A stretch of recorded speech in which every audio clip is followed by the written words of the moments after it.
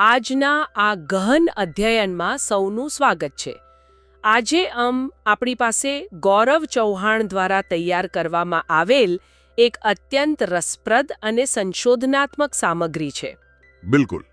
અને આ સામગ્રીનું આપણે બહુ ઝીણવટભર્યું વિશ્લેષણ કરવા જઈ રહ્યા છીએ. હા, એટલે આ સામગ્રી મહાત્મા ગાંધીજીની વિશ્વવિખ્યાત આત્મકથા સત્યના પ્રયોગો ના પહેલા ભાગના શરૂઆતના 5 પ્રકરણો પર આધારિત છે. અને શરૂઆતમાં જ એક સ્પષ્ટતા કરી દેવી જરૂરી છે કે આ કોઈ સામાન્ય પુસ્તકનો સારાંશ નથી. ના, જરાય નહીં. આપણે કોઈ ભક્તિભાવ કે આદર્શવાદી સ્વરમાં મહાત્માના ગુણગાન પણ નથી ગાવાના. સાચી વાત છે. આ એકદમ તાર્કિક, મનોવૈજ્ઞાનિક અને નૈતિક વિશ્લેષણ છે. બરાબર. એક સામાન્ય અને શરમાળ બાળકમાંથી મહાત્મા તરફના પ્રયાણના મૂળિયા ક્યાં છુપાયેલા છે તે આપણે શોધવાનું છે. ચાલો આ બાબતને વિગતવાર સમજીએ. જુઓ, આ ચર્ચાનો પાયો જ એ છે કે કોઈ પણ મહાન વ્યક્તિત્વ રાતોરાત નથી કળાતું. અહીં સૌથી આકર્ષક બાબત એ છે કે આપણે 19મી સદીના કાઠિયાવાડના સામાજિક અને સાંસ્કૃતિક માળખાને સમજવાનું છે. હા, એ સમયનો સમાજ બહુ અલગ હતો. બિલકુલ. આ અધ્યયનનો હેતુ એ જોવાનો છે કે વ્યક્તિગત આંતરિક વિકાસ અને બહારના બૃહદ સામાજિક મૂલ્યો વચ્ચે કેવો જટિલ સંબંધ હોય છે.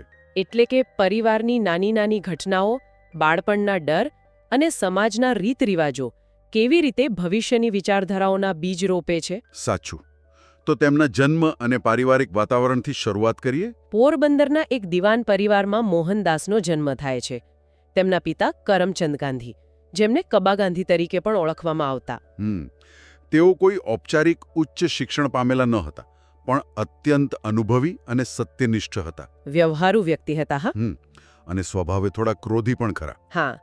એક પ્રસંગ એવો નોંધવામાં આવ્યો છે જ્યાં પિતાજીએ બ્રિટિશ આસિસ્ટન્ટ પોલિટિકલ એજન્ટ સામે પોતાના રાજા એટલે કે રાજકોટના ઠાકુર સાહેબના અપમાનનો સખત વિરોધ કર્યો હતો. આ બહુ મોટી હિંમત કહેવાય સમયમાં. બિલકુલ. અને બીજી તરફ તેમના માતા પુતળીબાઈ અત્યંત ધાર્મિક વૃત્તિના હતા. હા, મેં વાંચ્યું છે કે તેઓ ચાંદ્રાયણ જેવા કઠોર વ્રતો પાળતા. એટલે કે ચંદ્રના દર્શન અને તિથિઓ પ્રમાણે ઉપવાસ કરવાના હોય. અને કેટલીક વાર તો ચોમાસામાં સૂર્ય દર્શન ન થાય ત્યાં સુધી ભોજન પણ લેતા ન હતા. આ બે તદ્દન અલગ વ્યક્તિત્વોનો સંગમ બાળકના માનસપટલ પર કેટલી ઊંડી અસર કરે છે તે સમજવા જેવું છે. ચોક્કસ.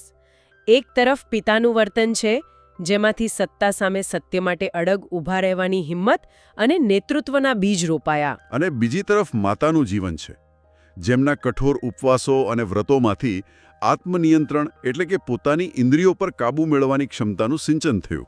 મનોવૈજ્ઞાનિક રીતે જોઈએ તો વ્યક્તિની નૈતિક સીમાઓ તેનું કુટુંબ જ નક્કી કરતું હોય છે. હા, પણ જ્યારે આપણે આ દસ્તાવેજોનો અભ્યાસ કરીએ ત્યારે સૌથી વધુ આશ્ચર્ય એ વાતનું થાય કે ગાંધીજી પોતાનું મૂલ્યાંકન કેટલી કઠોરતાથી કરે છે. હા, હું પણ એ જ વિચારતી હતી. તેઓ એકદમ ખુલ્લા દિલે સ્વીકારે છે કે બાળપણમાં તેમની બુદ્ધિ ધીમી હતી અને યાદાશક્તિ એકદમ કાચી હતી. એટલું જ નહીં, પિતાજી 40 વર્ષની ઉંમરે ચોથી વાર પરણ્યા તેને ગાંધીજી સ્પષ્ટ શબ્દોમાં વિષયાશક્તિ ગણાવીને આકરા શબ્દોમાં ટીકા કરે છે. પોતાના જ પિતાની આટલી સ્પષ્ટ આલોચના કરવી એ સમયના સમાજમાં બહુ અસાધારણ વાત કહેવાય. અને આ જ બાબત સાર્વજનિક જીવન કે વહીવટી સેવાઓ માટે અત્યંત પ્રસ્તુત બની જાય છે. બરાબર છે. જો આપણે લીડરશિપ અને પબ્લિક એડમિનિસ્ટ્રેશનની પરીક્ષાઓના દૃષ્ટિકોણથી જોઈએ, જેને GS પેપર 4માં એથિક્સ કહેવાય છે, તો અહીં જાહેર જીવનમાં નિષ્પક્ષતા અને પારદર્શિતાના પાઠ છે. હા, કબા ગાંધી પાસે ઔપચારિક શિક્ષણ નહોતું, છતાં તેમનું વ્યવહારિક ડહાપણ અદ્ભુત હતું. આના પરથી સહજ વિચાર આવે કે શું વ્યવહારિક ડહાપણ અને સાચા નેતૃત્વ માટે ઔપચારિક શિક્ષણ હોવું ખરેખર ફરજિયાત છે? એ બહુ મોટો પ્રશ્ન છે. અને બીજું, વ્યક્તિગત જીવનના વ્રતો અને સ્વયંશિસ્ત કેવી રીતે ધીમે ધીમે જાહેર જીવનની નીતિમત્તામાં રૂપાંતરિત થઈ જાય છે તે આ પરિવારના વાતાવરણ પરથી શીખવા મળે છે. આ પારિવારિક વાતાવરણમાંથી બહાર આવીને જ્યારે તેઓ રાજકોટની શાળામાં જાય છે ત્યારે તેમના વ્યક્તિત્વનું એક અલગ જ પાસું સામે આવે છે. શરમાળ સ્વભાવ. હા, અત્યંત શરમાળ. શાળા છૂટતા જ કોઈની સાથે વાત કરવાનું ટાળવા માટે તેઓ સીધા ઘરે દોડી જતા. જાણે કોઈ તેમની મજાક ઉડાવશે તેવો ડર સતત તેમના મનમાં રહેતો. પણ આ જ શરમાળ બાળકના જીવનમાં એક અત્યંત રસપ્રદ ઘટના બને છે. એજ્યુકેશનલ ઇન્સ્પેક્ટર જાઇલ્સ શાળાના નિરીક્ષણ માટે આવ્યા હતા. પેલા સ્પેલિંગવાળી ઘટનાને હા, બરાબર. તેમણે બાળકોને સ્પેલિંગ લખવા આપ્યા. મોહનદાસે કેટલ શબ્દ ખોટો લખ્યો. અને શિક્ષકે પરિસ્થિતિ બચાવવા પોતાના બૂટની અણીથી ઈશારો કરીને બાજુવાળા વિદ્યાર્થીની પાર્ટીમાંથી ચોરી કરવાનું સૂચન કર્યું. છતાં મોહનદાસે ના પાડી દીધી. આ ઘટના એટલા માટે મહત્વની છે કારણ કે મનોવૈજ્ઞાનિક દૃષ્ટિએ આ એક એવો બાળક છે જેને લોકોનો સામનો કરતા ડર લાગે છે. છતાં તે ચોરી કરવાનો સ્પષ્ટ ઇનકાર કરે છે. આ બૌદ્ધિક પ્રામાણિકતા એટલે કે ઇન્ટેલેક્ચ્યુઅલ ઇન્ટિગ્રિટીનું ઉત્કૃષ્ટ ઉદાહરણ છે. કોઈ ઉપરી અધિકારી જેમ કે અહીં શિક્ષક ખોટું કરવાનું કહે તો પણ પોતાના નૈતિક મૂલ્યો પર અડગ રહેવું. અને આ જ ઘટના ભવિષ્યના સત્ય અને અહિંસાના સિદ્ધાંતોનો મજબૂત પાયો બની. પણ અહીં એક વિરોધાભાસ પણ છે જેનું વિવેચનાત્મક મૂલ્યાંકન થવું જ જોઈએ. કયો વિરોધાભાસ? જો શિક્ષકે ચોરી કરવાનું કહ્યું છતાં ગાંધીજી નોંધે છે કે શિક્ષક પ્રત્યેનો તેમનો આદર જરાય ઓછો ન થયો. હા, એ વાત નોટ કરવા જેવી છે. તેમનામાં વડીલોની આજ્ઞાનું પાલન કરવાની એવી આંધળી વૃત્તિ હતી કે તેઓ વડીલોના દોષો તરફ આંખ આડા કાન કરતા. અને આ ઉપરાંત શ્રવણ પિતૃભક્તિ અને હરિશ્ચંદ્ર જેવા નાટકોની તેમના પર એવી અસર થઈ કે તેઓ આ પૌરાણિક કથાઓને સંપૂર્ણ ઐતિહાસિક સત્ય માની લેતા. શું આ એક બાળસહજ અપરિપક્વતા અને અંધ આજ્ઞાપાલનની નૈતિક મર્યાદા નથી લાગતી? બિલકુલ એક મર્યાદા છે. આના પરથી આપણને એ વિચારવા મજબૂર થવું પડે કે શું વડીલો કે ઉપરી અધિકારીઓનું આંધળો આજ્ઞાપાલન કરવું એ ખરેખર કોઈ સદ્ગુણ છે કે પછી એક બૌદ્ધિક મર્યાદા? હા, બાળપણમાં વાંચેલા આદર્શો અને સાહિત્ય આપણું ભવિષ્યનું નૈતિક હોકાયંત્ર ચોક્કસ ઘડે છે. પરંતુ સાચી અખંડિતતાનો અર્થ ઘણીવાર ભીડથી અલગ અને એકલા ઊભા રહેવું પણ થતું હોય છે. પછી ભલે સામે તમારા પોતાના શિક્ષક જ કેમ ન હોય. સાચી વાત. અહીં એક ખૂણ જ રસપ્રદ વળાંક આવે છે. બાળપણ અને શાળાના આ શરમાળ વાતાવરણ વચ્ચે માત્ર 13 વર્ષની નાની ઉંમરે કસ્તુરબા સાથે તેમના લગ્ન નક્કી થઈ જાય છે. 19મી સદીના કાઠિયાવાડના સમાજની આ એક કડવી વાસ્તવિકતા હતી. આર્થિક બચત માટે વડીલોએ મોટાભાઈ, પિતરાઈભાઈ અને મોહનદાસ એમ ત્રણેયના લગ્ન એક જ માંડવે યોજી નાખ્યા. અને આ પ્રસંગમાં એક હચમચાવી દેનારી ઘટના બને છે. હા, પિતાજીના અકસ્માતની વાત. બરાબર. લગ્ન માટે રાજકોટથી પોરબંદર આવતી વખતે પિતાજીની ગાડી ઊંધી વળી ગઈ અને તેમને ગંભીર ઈજાઓ થઈ. પિતાએ પાટાપિંડી સાથે ભારે દર્દમાં લગ્નમાં હાજરી આપી. પણ બીજી તરફ 13 વર્ષનો મોહનદાસ પિતાના દુઃખને લગભગ ભૂલીને લગ્નના વાજા અને નવા કપડાના રોમાંચમાં સંપૂર્ણપણે ડૂબેલો રહ્યો. જો આ બાબતને વિશાળ પરિપ્રેક્ષ્યમાં જોઈએ તો અહીં એક અત્યંત જટિલ મનોવૈજ્ઞાનિક સંઘર્ષ જોવા મળે છે. હા, એક તરફ પિતા પ્રત્યેનો અપાર પ્રેમ અને સેવાભાવ છે અને બીજી તરફ લગ્નનો નવો રોમાંચ અને જાગૃત થઈ રહેલી વિષય વાસના છે. એક 13 વર્ષના બાળક માટે આ બે વિરોધી લાગણીઓ વચ્ચે સંતુલન સાધવું અશક્ય છે. પરિણામે પાછળથી જ્યારે તેઓ આ ઘટનાને યાદ કરે છે ત્યારે તેમના મનમાં અત્યંત ઊંડો અપરાધ ભાવ જન્મે છે જેને આપણે ગિલ્ટ કહીએ છીએ. સાંસ્કૃતિક પ્રભાવની વાત કરીએ તો સામાજિક ધોરણો અને સ્વીકૃત પ્રથાઓ આપણને અનૈતિક બાબતો પ્રત્યે કેવી રીતે અંધ બનાવી દે છે તે અહીં સ્પષ્ટ દેખાય છે. હા, બાળકોના માનસિક કલ્યાણને બદલે વડીલોની આર્થિક અનુકૂળતાને જ પ્રાધાન્ય આપવામાં આવ્યું. અને આ બાબતે પણ ગાંધીજીએ પોતાની આત્મકથામાં કોઈ બચાવ નથી કર્યો. તેમણે પોતાના પરિવાર અને વડીલોના નિર્ણયની અત્યંત કડક આલોચના કરી છે. બાળ વિવાહને સંપૂર્ણપણે નૈતિક આધાર વિનાની હાનિકારક પ્રથા ગણાવી છે. પોતાના જ ભૂતકાળના નિર્ણયો કે પરિવારની પરંપરાઓનું આવું તટસ્થ અને ભાવનાઓથી પર રહીને મૂલ્યાંકન કરવું એ બહુ મોટી હિંમત માંગી લે છે. સામાજિક કુરિવાજોને ઓળખી કાઢવા અને પોતાના નૈતિક પતનને આટલી પ્રામાણિકતાથી સ્વીકારવાની આ નિખાલસતા જ કદાચ તેમને મહાન બનાવે છે. આ જ તો વસ્તુનિષ્ઠતા એટલે કે ઓબ્જેક્ટિવિટીનું ઉત્કૃષ્ટ ઉદાહરણ છે. લીડરશિપમાં આ બહુ જરૂરી છે કે તમે તમારી પોતાની સંસ્થાઓ કે પરિવારની ખામીઓને તટસ્થ રીતે જોઈ શકો. આ પ્રસંગ એ પણ વિચારવા પ્રેરે છે કે અપરાધભાવ શું માત્ર નકારાત્મક જ હોય છે કે પછી તે વ્યક્તિના ભવિષ્યના નૈતિક વિકાસને નવી દિશા આપવાનું કામ પણ કરે છે. ગાંધીજીના કિસ્સામાં આ અપરાધભાવ જ તેમના આત્મશુદ્ધિકરણનો માર્ગ બન્યો. આ લગ્ન અને અપરાધભાવ આપણને એક બીજા અગત્યના તબક્કા પર લઈ જાય છે, જે પતિ તરીકેની સત્તા જમાવવાનો તબક્કો હતો. હા, માત્ર 13 વર્ષની ઉંમરે મોહનદાસ આદર્શ પતિ બનવાનો પ્રયાસ કરવા લાગ્યા. તેમણે ક્યાંક એક નાની પુસ્તિકા વાંચી લીધી અને પત્ની પ્રત્યે સંપૂર્ણ વફાદાર રહેવાનો સંકલ્પ લીધો. સાંભળવામાં આ બહુ આદર્શ લાગે, પણ અહીંથી એક બહુ મોટી મનોવૈજ્ઞાનિક ભૂલ થઈ. હા, આ વફાદારીના સંકલ્પમાંથી પત્ની પર અધિકાર જમાવવાની અત્યંત ઈર્ષ્યાળુ અને ઝેરી વૃત્તિ જન્મી. તેમણે કસ્તુરબા પર કડક નિયંત્રણો લાદવાનું શરૂ કર્યું અને ક્યાંય પણ પૂછ્યા વગર જવા પર પ્રતિબંધ મૂક્યો. પણ સામે પક્ષે કસ્તુરબા પણ અત્યંત મક્કમ હતા. તેમણે આ અયોગ્ય નિયંત્રણોનો શાંત અને મક્કમ વિરોધ કર્યો. આ મનોવિજ્ઞાનનો એક ક્લાસિક કેસ છે, જ્યાં પિતૃસત્તાક અહંકાર એટલે કે પેટ્રિયાર્કિયલ ઈગો જન્મ લે છે.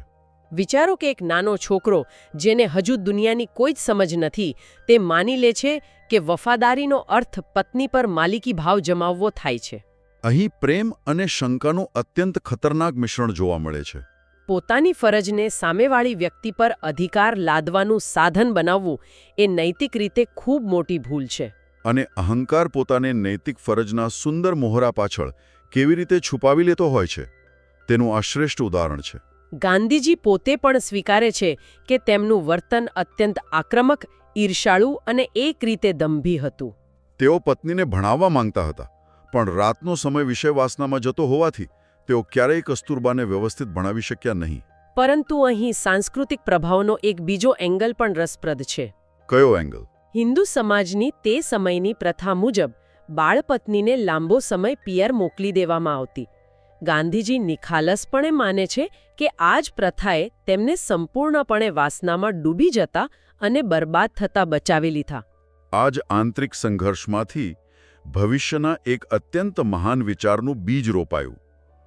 શુદ્ધ પ્રેમમાં વાસના હોતી નથી. અને તેમાં માલિકી ભાવ પણ ન હોઈ શકે. પાછળથી પત્નીને સમાન હક આપવાની અને સ્ત્રી સશક્તિકરણની જે ધીમી શરૂઆત થઈ, તે આ જ આત્મમંથનમાંથી થઈ હતી. જ્યારે બે વ્યક્તિઓ વચ્ચે સત્તાના સમીકરણો હોય, ત્યારે ત્યાં ભાવનાત્મક બુદ્ધિમત્તા એટલે કે ઇમોશનલ ઇન્ટેલિજન્સનું હોવું અત્યંત જરૂરી બની જાય છે. બિલકુલ. પ્રેમ અને માલિકી ભાવ, જેને આપણે આજે ટોક્સિક કંટ્રોલ કહીએ છીએ, તે બંને વચ્ચેની સીમારેખા સમજવી એ જ સાચું ડહાપણ છે. આ પારિવારિક સંઘર્ષોની સમાંતર શાળામાં પણ એક અલગ પ્રકારનું ઘડતર ચાલી રહ્યું હતું. આપણે હાઈસ્કૂલના દિવસો તરફ નજર કરીએ. મોહનદાસ અભ્યાસમાં એકંદરે હોશિયાર હતા અને શિષ્યવૃત્તિઓ પણ મેળવતા. પણ અહીં સંસ્થાકીય નિયમો અને વ્યક્તિગત નૈતિકતા વચ્ચે એક નવો સંઘર્ષ શરૂ થાય છે. શાળાના હેડમાસ્ટર ગિમી સાહેબ અત્યંત કડક શિસ્તના આગ્રહી હતા. તેમણે ઉપલા ધોરણના વિદ્યાર્થીઓ માટે જિમ્નાસ્ટિક્સ અને ક્રિકેટ ફરજિયાત કર્યા. હવે મોહનદાસને શાળા છૂટતા જ ઘરે જઈને બીમાર પિતાની સેવા કરવાની અત્યંત ઉતાવળ રહેતી. હા, તેથી તેમને આ ફરજિયાત રમતો બિલકુલ ગમતી નહીં. અને આમાંથી જ પેલા શનિવારની પ્રખ્યાત ઘટના આકાર લે છે. એક શનિવારે તેમની પાસે ઘડિયાળ ન હતી અને આકાશમાં વાદળાઓ છવાયેલા હોવાથી તેઓ સમયનો અંદાજ ચૂકી ગયા. જ્યારે તેઓ મેદાન પર પહોંચ્યા ત્યારે બધા જ જઈ ચૂક્યા હતા. સોમવારે જ્યારે હાજરી લેવાઈ ત્યારે તેઓ ગેરહાજર ગણાયા. હેડમાસ્ટરે સાચું કારણ માનવાનો ઇનકાર કર્યો અને તેમને દંડ ફટકારવામાં આવ્યો. આ ઘટનાની મનોવૈજ્ઞાનિક અસર એટલી ભયંકર હતી કે મોહનદાસ ખૂબ રડ્યા. દંડની રકમ માટે નહીં, પણ તેમના પર ખોટું બોલવાનો આરોપ લાગ્યો હતો તેના કારણે. તેઓ પોતાના ચારિત્ર્ય પર નાનો સરખો ડાઘ પણ સહન કરી શકતા ન હતા. આ ખોટા સાબિત થવાની ગહન પીડાએ તેમને જીવનનો સૌથી મોટો પાઠ ભણાવ્યો. તેમણે તારણ કાઢ્યું કે સત્યનું પાલન કરનારે સાવધપણે રહેવું જોઈએ. હા, એટલે કે માત્ર સાચા હોવું પૂરતું નથી. વ્યવહારિક દુનિયામાં બેદરકારી એ નૈતિકતાની અવેજીમાં ન ચાલી શકે. જો તમે સાચા છો તો તમારે જાગૃત અને સતર્ક પણ રહેવું જ પડશે. આનાથી એક મહત્વપૂર્ણ પ્રશ્ન ઊભો થાય છે કે સંસ્થાના જડ નિયમો અને વ્યક્તિગત નૈતિક જવાબદારીઓ વચ્ચે સંઘર્ષ થાય ત્યારે આપણે કેવી રીતે સંતુલન જાળવી શકીએ? વહીવટી અને જાહેર જીવનમાં આ ફરજ પ્રત્યેની જાગૃતિ એટલે કે ડિલિજન્સનું બહુ મોટું મૂલ્ય છે. આ જ પ્રકરણમાં શિક્ષણ અને ભાષાઓ પ્રત્યેનો તેમનો દૃષ્ટિકોણ પણ સમજવા જેવો છે. શાળામાં સંસ્કૃત શિક્ષક અને પર્શિયન શિક્ષક વચ્ચે વિદ્યાર્થીઓને ખેંચવાની એક પ્રકારની હરીફાઈ ચાલતી હતી. પર્શિયન વર્ગમાં શિક્ષક નરમ છે તેવી વાત સાંભળીને મોહનદાસ ત્યાં આકર્ષાયા અને બેસી ગયા. પણ સંસ્કૃત શિક્ષક કૃષ્ણશંકર પંડ્યાએ તેમને બોલાવીને પ્રેમ અને ઠપકાથી સમજાવ્યા કે તું કોનો દીકરો છે એ તો વિચાર.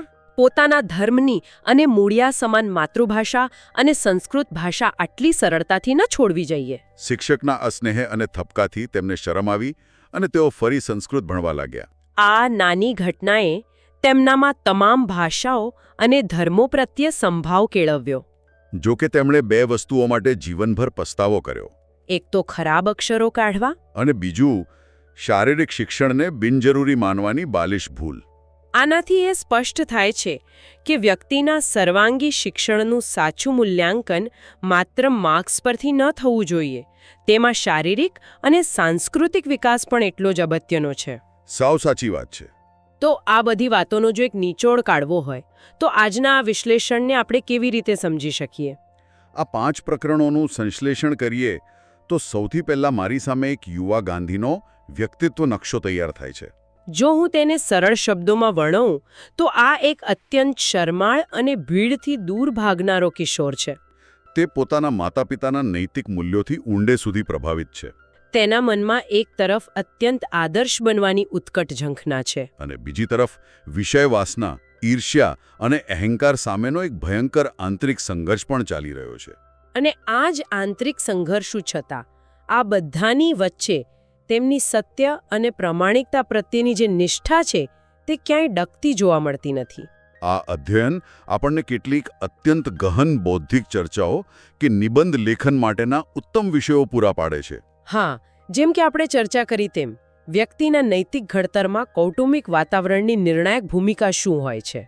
અથવા પેલા શનિવારની ઘટના પરથી એ વિષય વિચારી શકાય કે સાવચેતી વગરનું સત્ય અધૂરું છે. એ ઉપરાંત બાળવિવાહ અને પત્ની પર સત્તા જમાવવાના પ્રસંગો પરથી સામાજિક કુરિવાજો અને વ્યક્તિગત બળવો વિશે પણ ચર્ચા થઈ શકે. અને પ્રેમ વિરુદ્ધ અધિકાર એટલે કે પારિવારિક સંબંધોમાં સત્તાનું મનોવિજ્ઞાન જેવા વિષયો પણ નીકળી શકે. અને હા, પેલા સ્પેલિંગવાળા પ્રસંગ પરથી અખંડિતતાનો પાયો સમજાય છે. જ્યારે કોઈ નથી જોતું અથવા જ્યારે આખી ભીડ ખોટું કરી રહી છે ત્યારે પણ યોગ્ય કાર્ય કરવું. બિલકુલ. અને છેલ્લે જો આ તમામ બાબતોને આપણે સાર્વજનિક નીતિશાસ્ત્ર અથવા લીડરશિપ એથિક્સના 5 મુખ્ય દૃષ્ટિકોણોથી તારવવી હોય તો તે આ રીતે જોઈ શકાય. હા, આપણે 5 મુદ્દાઓ જોઈએ. પહેલું, નૈતિક હિંમત, જે કબા ગાંધીના કિસ્સામાં અને ખુદ ગાંધીજીએ પોતાની યુવાનીની ભૂલો સ્વીકારવામાં બતાવી. બીજું, બૌદ્ધિક અખંડિતતા, ઉપરી શિક્ષકના કહેવા છતાં ચોરી કરવાની ના પાડવી. ત્રીજું, ભાવનાત્મક બુદ્ધિમત્તા, શરૂઆતમાં પત્ની પર અધિકાર જમાવવો અને પછી તેમાંથી શીખીને સમાનતા તરફ આગળ વધવું. ચોથું, વસ્તુનિષ્ઠતા અને પારદર્શિતા, પોતાના અને વડીલોના દોષોને સામાજિક માન્યતાઓના ચશ્મા કાઢીને તટસ્થ રીતે મૂલ્યાવવા. અને પાંચમું, સતર્કતા અને ફરજ પાલન, સત્યની સાથે સાવધાની રાખવી. આજના આ વિશ્લેષણમાં આપણે બહુ સ્પષ્ટ રીતે જોઈ શકીએ છીએ કે મહાત્માનું નિર્માણ કોઈ રાતોરાત થયેલો ચમત્કાર નહોતો. તે માનવીય નબળાઈઓ, ભૂલો, સામાજિક બંધનો અને તેમાંથી સતત શીખીને પોતાની જાતને સુધારવાની એક અત્યંત કઠોર પ્રક્રિયાનું પરિણામ હતું. આ ગહન ચર્ચાના અંતે હું એક અંતિમ અને ઉશ્કેરણીજનક વિચાર સાથે આજના આ અધ્યયનને વિરામ આપીશ. આખી ચર્ચા દરમિયાન આપણે જોયું કે અંધા આજ્ઞાપાલન એ એક નૈતિક મર્યાદા છે.